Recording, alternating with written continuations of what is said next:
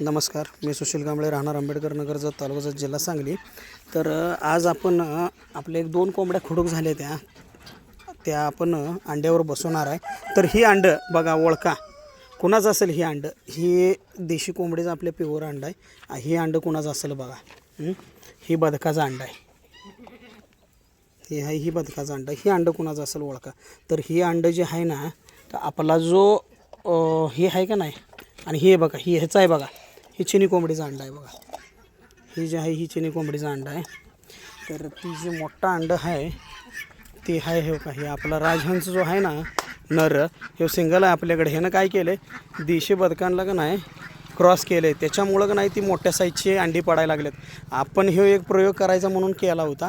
आता आपल्याला बघायचं आहे की ह्यांच्याकडून, ह्या राजहंस नराकडून आणि देशी बदकाकडून काय कशा पद्धतीचं पिल्लं जन्माला येते ते प्रयोग आपण करणार आहे।